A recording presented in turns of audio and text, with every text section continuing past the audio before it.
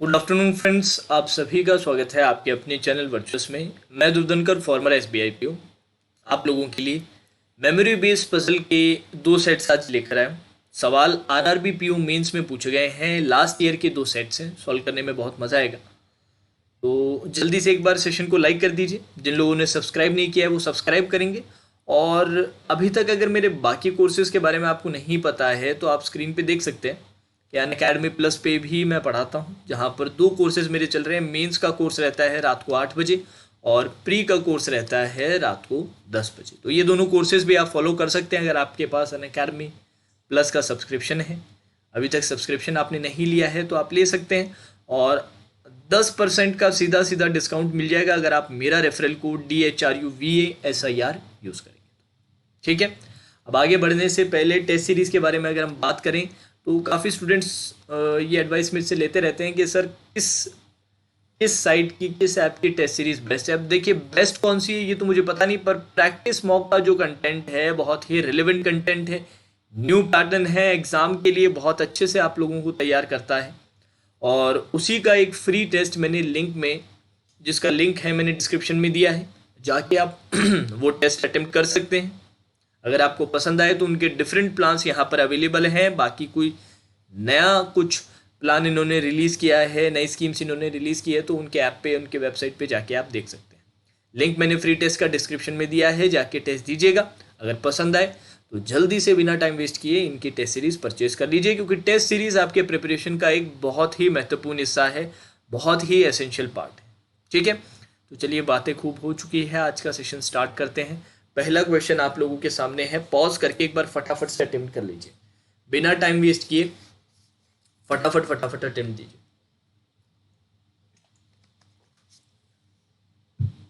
चलिए, I hope आप सभी ने अटेम्प्ट दे लिया है। लेट्स सी यार, क्या दे रखा था। एक मिनट के लिए, let's change the ink. 7 cars PQRST VW are parked in linear row facing north. ठीक है, 7 कारों को खड़ा करना है एक सिंगल रो में और सभी नॉर्थ की तरफ देख रहे हैं।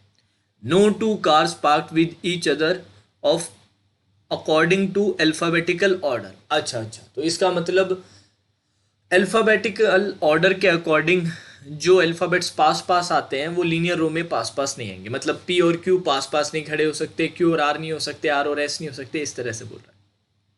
ठीक है, some cars either run on petrol और डीजल। अच्छा, मतलब कुछ कार्स पेट्रोल पे रन करती हैं और कुछ किस पे करती है, डीजल पे करती है। Well and good.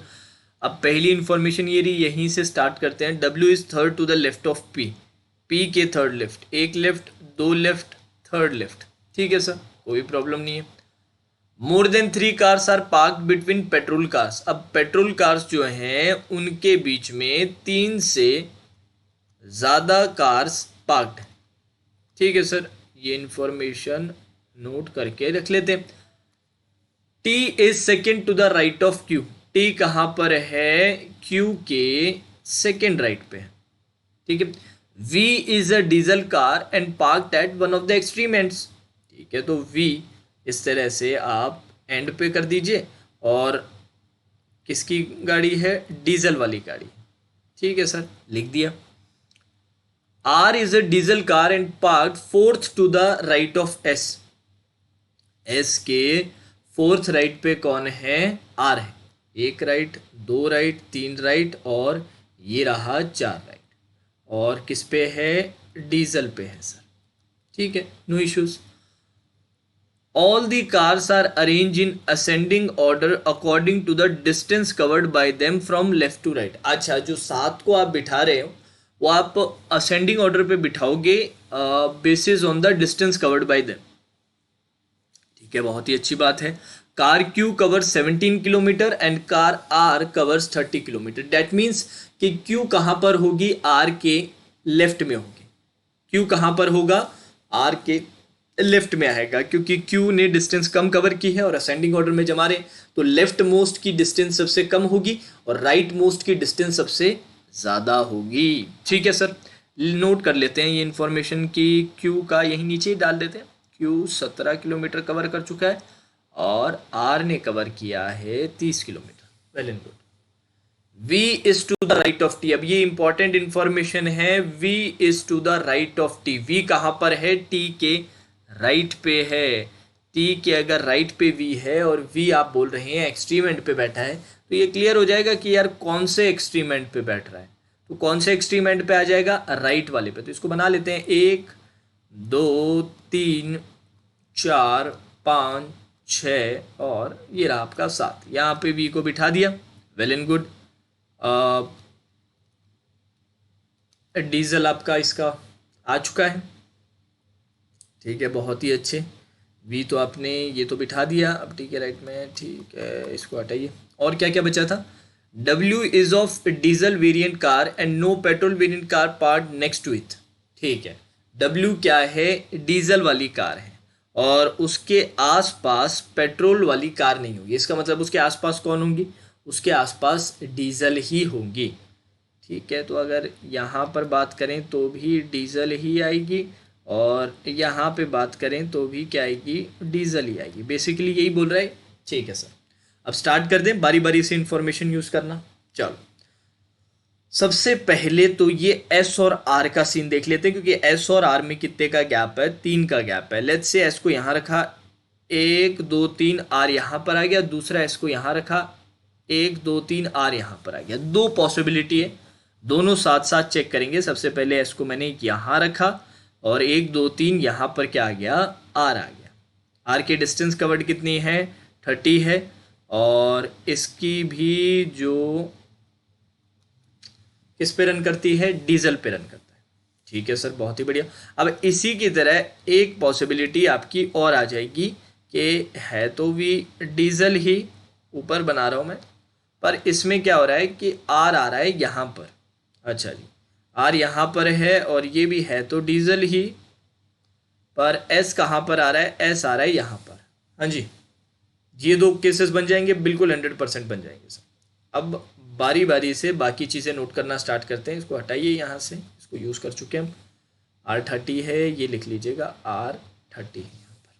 ठीक है, और क्या दे रखा था यहाँ पर? देखिए, Q और T वाली इंफॉर्मेशन, Q और T वाली, जैसे नीचे वाले केस में देखते हैं, Q के एक के गैप के बाद T है, Q एक का गैप T, Q एक का गैप T। अब आपको ये पता है अल्फ़ाबेटिकल ऑर्डर के अकॉर्डिंग पास पास नहीं बैठ सकते। तो अगर आपने Q को यहाँ पर रखा और T को यहाँ पर रखा तो T और S बिल्कुल क्या आ जाएंगे? पास पास आ जाएंगे। तो अल्फ़ाबेटिकल ऑर्डर में भी पास पास होते हैं, विच इज़ नॉट पॉसिबल। तो इसका मतलब ये वाला केस आप नहीं बना सकते। ठीक है सर, नो इश्यूज़, ये केस हम नहीं बना सकते, कोई प्रॉब्लम नहीं है। इसके बजाय क्या करें? Q को फिर आप यहाँ रखिए, एक के गैप के साथ यहाँ पर क्या रख दीजिए? T रख दीजिए। ठीक है सर, टी को रख दिया। अब क्यू की वो डिस्टेंस कितनी थी? 17 थी, तो यहाँ पर 17 आपने ऑलरेडी लिख दिया है, बहुत ही बढ़िया। और टी के बारे में और कुछ बता रखा था? नहीं सर, और कुछ नहीं बता रखा था। सिमिलरली इसके अंदर अगर हम चेक करते हैं तो आपका कैसे लिखा जाएगा सर? क्यू को आप यहाँ पर एक का गैप टी, बिल्कुल कोई प्रॉब्लम नहीं है सर, बिल्कुल भी कोई प्रॉब्लम नहीं है। अब क्यू को यहाँ रखा, एक के गैप के बाद टी आ सकता है। क्यू को यहाँ रखा, नहीं, क्यू को यहाँ रखा, यहाँ पे नहीं रख सकते क्योंकि आर और क्यू एक दूसरे के क्या हैं? अल्फ़ाबेटिकल ऑर्डर में पास पास आते हैं ना, तो क्यू आप यहाँ नहीं रख सकते। क्यू का सिर्फ यही पॉसिबिलिटी बनेगी। तो रेड में एक बार लिख लेते हैं फटाफट फटाफट कि क्यू यहाँ रखा जाएगा और एक के गैप के बाद टी आ जाएगा आपका यहाँ पर। बहुत ही बढ़िया सर, बहुत ही अच्छी। चलिए, और क्या बचा है? बारी बारी से सारी चीज़ें यूज़ कर लेंगे, मैं टेंशन लीजिए। अब बचा है आपके पास W और P बचा है सर। W के 2 के गैप के बाद P, तो W यहाँ रखा, W भाई S और S के पास तो नहीं आता, नहीं आता सर। और 2 के गैप के बाद P, P क्या Q के पास आता है? बिल्कुल 100% सर, P और Q तो नहीं भरोगे। P और Q देखो कहाँ जगह कहाँ बची है, ये तो चेक कीजिए। 1 2 3 4 5 प्लेसेस आप ऑलरेडी फिल कर चुके हैं। W और 1 2 के गैप के बाद यहाँ पर क्या आ रहा है? P आ रहा है। अब P और Q तो एक दूसरे के नेबर हैं और कोई तो सर पॉसिबिलिटी नहीं बची। इसका मतलब ये सेकेंड वाला केस आपका क्या हो जाएगा sir? This will be eliminated. ये क्या हो जाएगा? एलिमिनेट हो जाएगा सर। तो हटाइए इसको यहाँ से। चलिए अब रेड वाले केस पे फोकस करते हैं। रेड वाले केस पे फोकस करते हैं। अब इसमें कैसे आएगा सर? सर इसमें पॉसिबिलिटी है कि यहाँ पर आप W रखो, 1 2 के गैप के साथ, यहाँ पर क्या आ जाए P और R अल्फ़ाबेटिकल ऑर्डर में, नहीं सर P और V, नहीं सर W और Q, नहीं सर W और T, नहीं। हाँ ये बिल्कुल सेट हो रहा है सर, ये 100% सेट हो रहा है। अब ये Q का 17 था, ये नोट कर लीजिए, और V का डीजल आपने नोट कर ही लिया। हाँ जी, W की भी क्या आ रहा था? W का भी डीजल ही है, पूरा लिखने की ज़रूरत नहीं। और W के लिए एक और बात बोल रखी थी कि W के दोनों नेबर्स भी क्या आ जाएंगे सर? डीजल आ जाएंगे, कोई प्रॉब्लम नहीं। डीजल आपने लिख दिया, डीजल आपने लिख दिया, ठीक है सर। अब डीजल डीजल डीजल हो चुके हैं। अब एक इन्फॉर्मेशन और दे रखी थी कि पेट्रोल पेट्रोल वाले में 3 से ज़्यादा गैप है, तो 2 ही जगह बची है पेट्रोल पेट्रोल के लिए, एक तो S और एक बची है P। इनमें 3 से ज़्यादा गैप है क्या? 1 2 3 4, बिल्कुल सर 3 से ज़्यादा गैप है। यहाँ पर भी पेट्रोल आ जाएगा, यहाँ पर भी आपका पेट्रोल आ जाएगा। तो ये देख लीजिए आपका पूरा का पूरा लेफ्ट टू राइट ये बन रहा है SQWTRPV, petrol diesel diesel diesel diesel petrol diesel, ये आपका फाइनल अरेंजमेंट है। अब ये सवाल आपसे PU मेंस में पूछा गया था। वेटेज कितना था सर? 5 मार्क्स, 5 मार्क्स का वेटेज था, ठीक है। चलो एक सवाल और, फटाफट से पॉज करके अटेम्प्ट करो, जल्दी जल्दी जल्दी जल्दी अटेम्प्ट करो, फिर सोल्यूशन देखते हैं। थोड़ा सा इंफॉर्मेशन इसमें ज़्यादा है, लेंदियर है, पर डिफ़िकल्ट नहीं है, कर सकते हैं आप सभी के सभी आराम से। चलिए अटेम्प्ट करें, बारी बारी से स्टार्ट हो जाते हैं। क्या दे रखा था? 8 पर्सन्स, 8 लोग आपको बिठाने थे। कहाँ बिठाने थे sir? Around a square table facing towards the centre, सभी के सभी सेंटर की तरफ देख रहे हैं। 4 of the persons are sitting in the corners, 4 corner में बैठ रहे हैं, while 4 of the persons are sitting in the middle, और 4 कहाँ बैठ रहे हैं? साइड्स के मिडल में बैठ रहे हैं। दे हैव डिफरेंट एजेस, इसका मतलब एज का भी एक वेरिएबल है। Those who sit in the corners having the ages multiple of 3, अच्छा कॉर्नर वालों के 3 का मल्टीपल है। And those who sit at the middle of the sides have the ages multiple of 2, अच्छा साइड वालों का क्या है? 2 का मल्टीपल है, ठीक है। इस तरह के सवाल पहले भी हमने कर रखे हैं, फिर भी मैं आपको एक बार एक्सप्लेन कर देता हूँ कि इस अरेंजमेंट में बेसिकली है क्या। जिनको समझ नहीं आया एक बार मैं समझा देता हूँ, फिर हम सॉल्यूशन स्टार्ट करेंगे कि यार इस अरेंजमेंट में हो क्या रहा है। 4 लोगों को मिडिल में बिठाया, 4 को कॉर्नर में बिठाया। अब जो कॉर्नर वाले होंगे वो उनकी जो एजेस रहेंगी, क्योंकि इसमें एजेस एक वेरिएबल है, उनकी एजेस होंगी 3 का मल्टीपल, और जो मिडल में जो बैठे हैं उनकी एजेस क्या होगी? 2 का मल्टीपल। जैसे फॉर एग्जांपल मिडल में आपको 2 4 6 8 10 12 इस तरह मिलेंगे, और कॉर्नर में आपको 3 9 12 15 18 21 24 इस तरह से मिलेंगे, ठीक है। I hope I have made my self clear, एकदम आराम से पजल पूरा का पूरा क्लियर है आपको अरेंजमेंट। अब चलिए बारी बारी से इंफॉर्मेशन यूज करना स्टार्ट करते हैं। क्या दिया गया है? A sits second to the right of the one whose age is 44, ठीक है, जिसकी एज 44 है, उसके सेकंड राइट पे कौन बैठ रहा है? ए बैठ रहा है। अब इस इंफॉर्मेशन से हम स्टार्ट कर सकते हैं, बिल्कुल 100% सर आप स्टार्ट कर सकते हैं। 44 बोल रखा है, तो 44 किसका मल्टीपल है? 2 का या 3 का? सर 2 का मल्टीपल है ऑब्वियसली। तो आप मिडल से स्टार्ट कर सकते हैं। मिडल पे किसे बिठा देंगे सर? आप 44 को बिठा देंगे, बहुत ही अच्छा। और उसके सेकंड राइट पे कौन आ जाएगा? ए आ जाएगा। तो अब इस इंफॉर्मेशन का कोई सिग्निफिकेंस नहीं है, आगे बढ़ते हैं। A is an immediate neighbour of the one who is 39 years old. A किसका इमीडिएट नेबर है? 39 वाले का। तो सर 39 का 2 नेबर्स हैं, सॉरी ए के 2 नेबर्स हैं, एक तो राइट में और एक लेफ्ट में। ऐसा करते हैं 2 केसेस बना देते हैं ना। 2 केसेस बनाना तो बहुत ईजी रहता है, 2 केसेस तो आप मेंस में रेगुलरली बनाते हैं ना, कोई प्रॉब्लम नहीं है सर, फटाफट से बना लेते हैं बिना टाइम वेस्ट किए। चलो 44 ए, पहले राइट में 39 रखा था, अब लेफ्ट में 39 रख लीजिए। चलिए बहुत ही बढ़िया, स्टार्ट करें आगे। चलो क्या दे रखा था? 2 person sits between B and having the age 39। B और 39 में 2 का गैप है। बी से रिलेटेड ही एक और इन्फॉर्मेशन आगे दी है, उसे भी यूज कर लीजिए। B has not the age of 44, तो ठीक है 39, 1 2 का गैप भी, पर सर बी 44 पे नहीं आ सकता, डैट मीन्स यहां पर भी नहीं आएगा। दूसरी तरफ देखिए राइट साइड में 1 2, यहां पर आपका क्या आ जाएगा? यहां पर आपको बी मिल जाएगा। चलिए सिमिलरली 1 2 यहां पर बी आ जाएगा, 1 2 यहाँ पर भी आ जाएगा, तो 2 यहाँ पर एक पॉसिबिलिटी आपकी और निकल के आ रही है सर। कोई बात नहीं, जो भी पॉसिबिलिटी निकल के आएगी वो सारी पॉसिबिलिटी मैं बनाऊंगा। 1 मिनट के लिए वेट कीजिए बस। 44A, this is 39। अब 2 का गैप 1 2, एक बार बी आपका यहाँ पर आ जाएगा, 1 2, एक बार बी आपका यहाँ पर आ जाएगा। वेल एंड गुड, बहुत ही बढ़िया, बहुत ही अच्छे। चलिए आगे बढ़ते हैं। अब और क्या दे रखा था? E sits second to the left of B. E कहाँ बैठता है? बी के सेकेंड लेफ्ट, तो ई आ जाएगा यहाँ पर, ई आ जाएगा यहाँ पर। और इसमें क्या हुआ सर? ये वाला केस तो एलिमिनेट हो जाएगा ना, क्योंकि इसके सेकेंड लेफ्ट पे तो ए है। हाँ जी, केस नंबर 2 को एक बार देखिए। ई कहाँ पर था? सेकेंड लेफ्ट ऑफ बी था, तो sir first left second left, यहाँ तो ए बैठा हुआ है, तो सर ये केस आपका यहीं पर एलिमिनेट हो जाएगा। तो बिल्कुल टाइम वेस्ट मत कीजिए, फटाफट से इसको हटा दीजिए, यहाँ से इरेज कर दीजिए, क्रॉस कर दीजिए, जो भी आप चाहें। ठीक है, तो अब हमारे पास 2 केसेस बचे हैं, याद रखिएगा। ठीक है सर, आगे बढ़ते हैं। D is the immediate right of the person having the age of 15। D कहाँ पर है? 15 वाले के इमीडिएट राइट है। अब 15 वाला कहाँ होगा सर? ऑब्वियसली 15 वाला कहाँ होने वाला है? कॉर्नर में होने वाला है सर। और उसके इमीडिएट राइट पे कौन है सर? D है। तो 15 इमीडिएट D तो लिखिए ही, पर 15 के नीचे कॉर्नर भी जरूर लिखिएगा। अब सर ऐसा कॉर्नर कहाँ मिल रहा है जिसके इमीडिएट राइट पे D के लिए जगह है? जैसे लेट्स से ये कॉर्नर देखे तो इसके इमीडिएट राइट नहीं सर, ये कॉर्नर देखे तो इसके इमीडिएट राइट मिल रहा है सर, ये कॉर्नर देखे तो इसके इमीडिएट राइट मिल रहा है सर। यहाँ पे तो कॉर्नर पे पहले से 39 है, तो सिर्फ एक ही कॉर्नर सर मुझे दिखाई दे रहा है, और वो ये कॉर्नर है बी और 44 वाला, जिसके इमीडिएट राइट पे डी के लिए जगह है।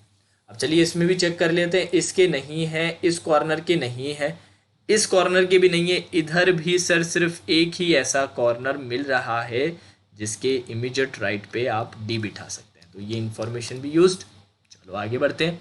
3 person sit between H and the one having age 15। 15 और एच के बीच में 3 का गैप, तो 1 2 3, यहाँ पर 39 पे एच आ गया। 1 2 3, यहाँ पर आपका क्या आ गया? एच आ गया। नो वरीज, बहुत ही बढ़िया।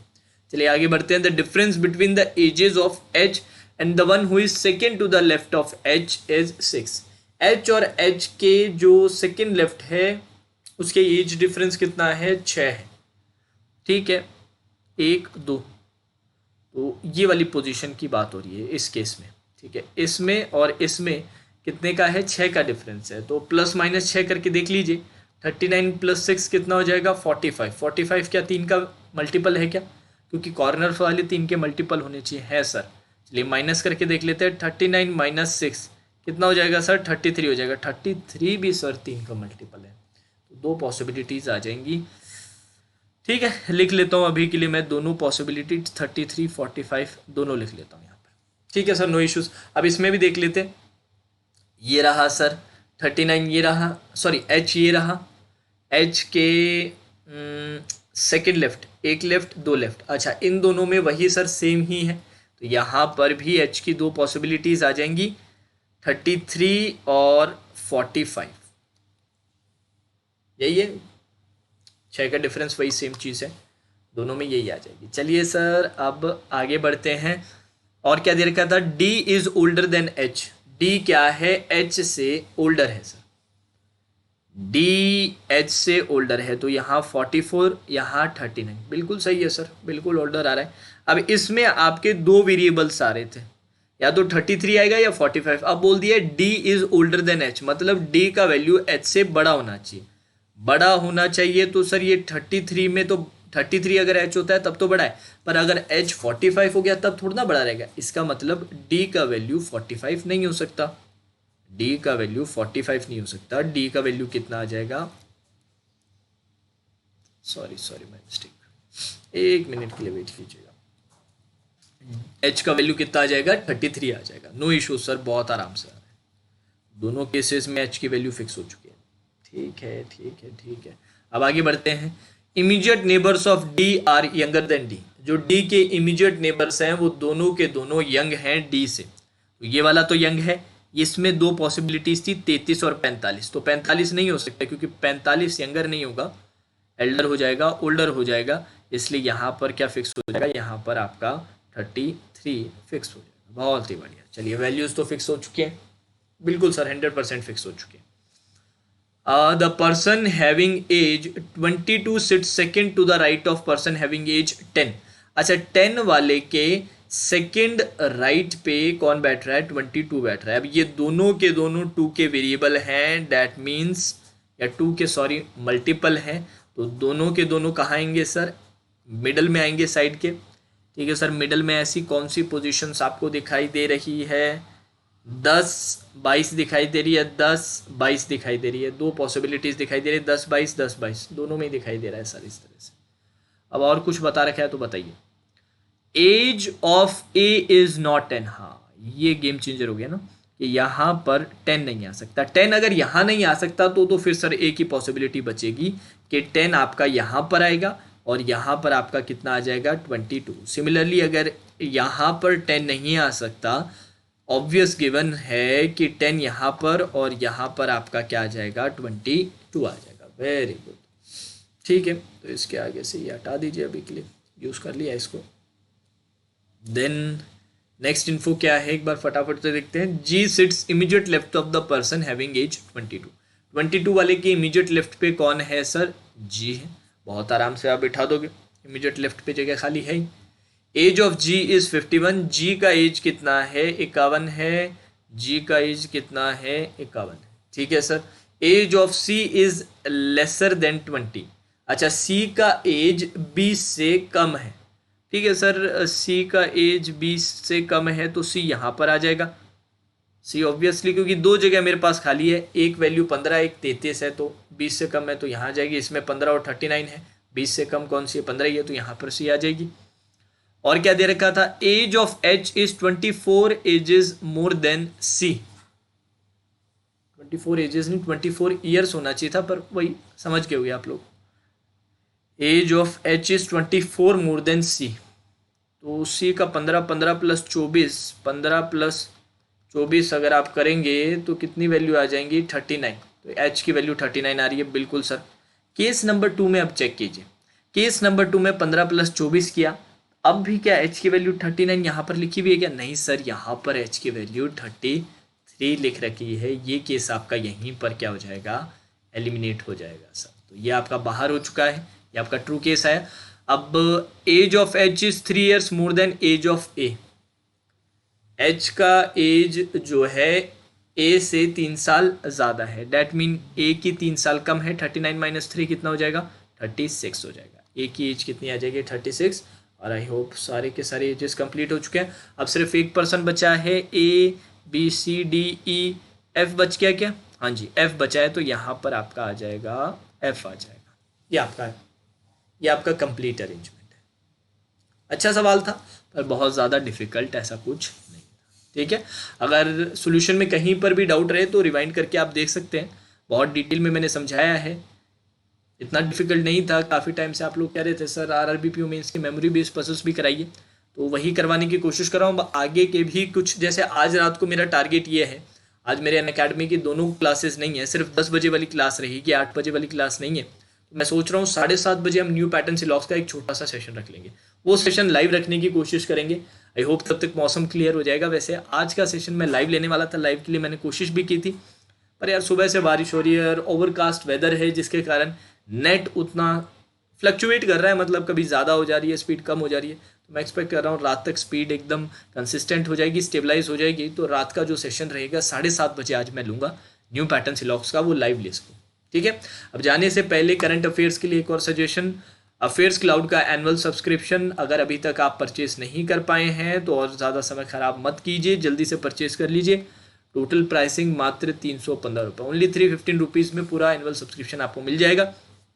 लिंक मैंने नीचे डिस्क्रिप्शन में दिया है, क्लिक करके 2020 प्लान सेलेक्ट कीजिएगा और 315 रुपये पे करके आज ही अपनी करंट अफेयर्स की प्रिपरेशन आप स्टार्ट कीजिए। बहुत इंपॉर्टेंट एक्सपेक्ट है करंट अफेयर्स जनरल अवेयरनेस का और जनरल अवेयरनेस मेंस का, तो इसको नेग्लेक्ट मत कीजिएगा, इस पर स्पेशल फोकस दीजिएगा। तो चलिए दोस्तों, आज के सेशन में फिर इतना ही। Now that's all for today session, have a great day.